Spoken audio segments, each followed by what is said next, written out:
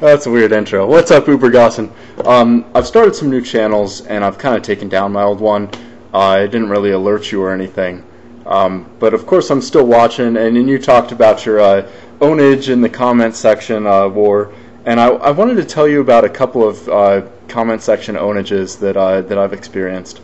I hope it's not a circle jerk of braggage, as you call it, but you know, I want to dig deeper as to when somebody actually wins an argument, and there are a couple different situations in which somebody does.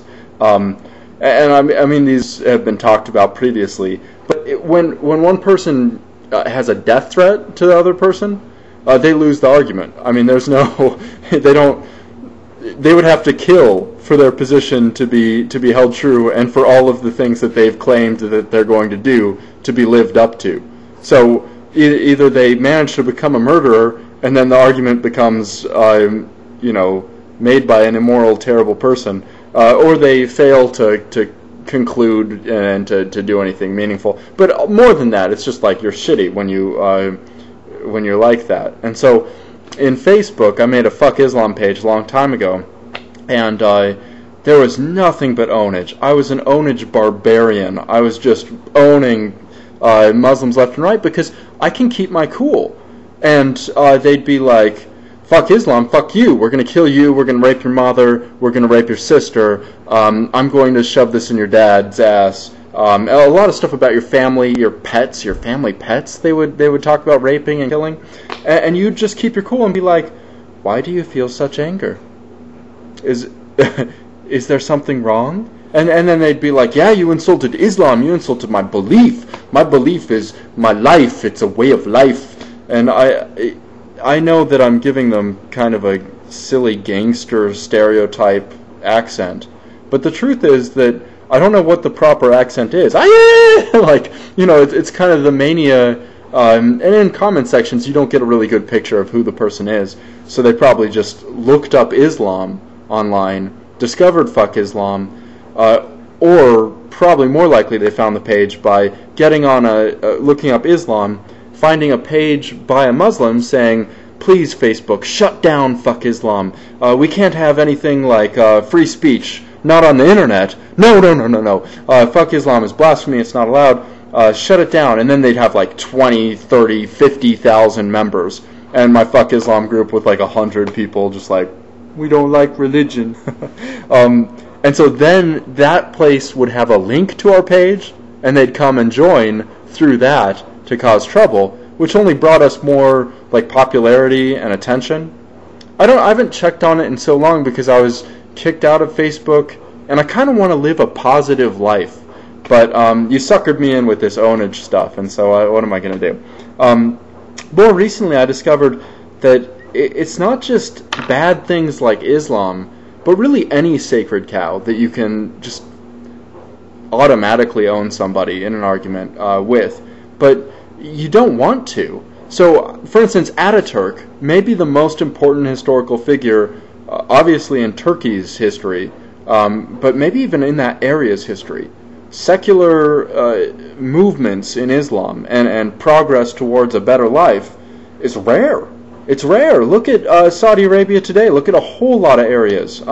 So Turkey is an established republic with a whole lot of good things going for it. They've got a vibrant science community even, you know. A lot of art, a lot of progress. They're not going to, you know, kill you for not wearing a veil or for adultery. That would be inappropriate in that society. In fact, they won't allow the veil during, I don't know, driver's license. So they make sense on a lot of levels. They let women drive. But if you insult Ataturk, it's against the law in Turkey, and it's against everybody's morals, right? You know, you can't do that. So if you go on, you can look at nationalist pages for Turkey people. Look up Ataturk, and you see these pages, and they have like 800 friends, because they're more like a gang of ruffians than real thinkers. They're not like there to talk about history. They're there to glorify a figure and then adulate in front of him, right? Man, he's dead. The Ataturks of today are like Cenk Uygur. They're like Obama. Who's secularizing the world today? Atheists are the Ataturks of today, man. Atheists. So these pages are silly, but you can own them if you want to, just by writing something about Ataturk that is questionable, right? And even just a little question, like, did Ataturk ever have a homosexual experience? It's a historical question. Is there any evidence of that? Yes or no? Same thing with, you can do it with Jesus. And they will just insult you and threaten your life and be like, better not come in my neighborhood. And I don't know. I think that that's the ultimate nonage, when somebody shows that they are at their core an immoral person.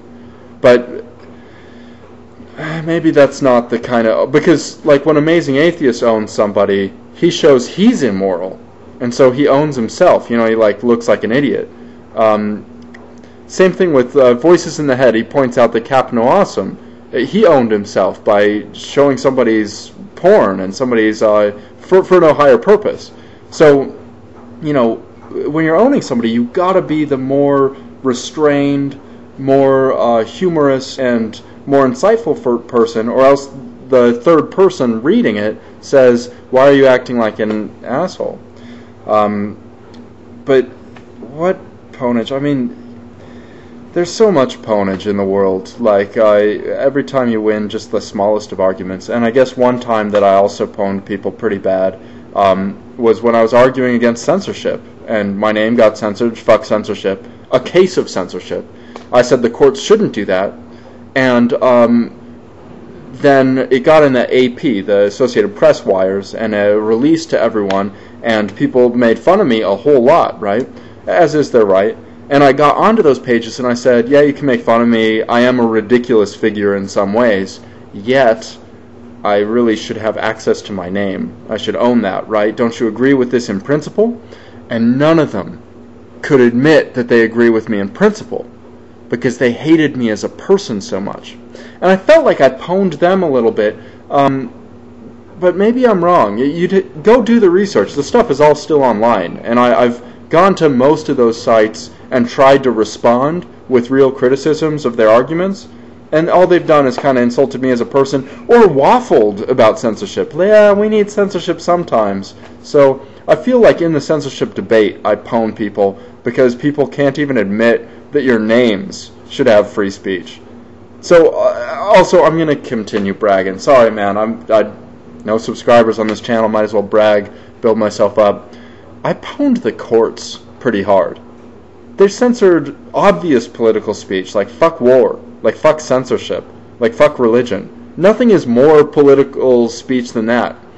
And they violated property law in such an obvious way by denying a petition to change your name, which is undoubtedly your property. And it has value, as American culture attests to. Your name has value. And everything you do adds value to it. So, or takes value away, right? But that's what celebrity is all about. So, I made the courts violate the core principles of United States freedom. And I know you're a Canuck, so you have probably more freedoms and different freedoms than us and different values. But I think we all can agree censorship is inappropriate with regards to names. But people trained in the law, after years of training in the law, don't agree on that issue. And when you expose that, man, that's some severe pwnage. So I feel like pwning the U.S. courts, pwning Turkey, pwning, I don't know. Maybe those are qualifications, maybe they're not. I won't put it on a resume or a CV. Peace. Later.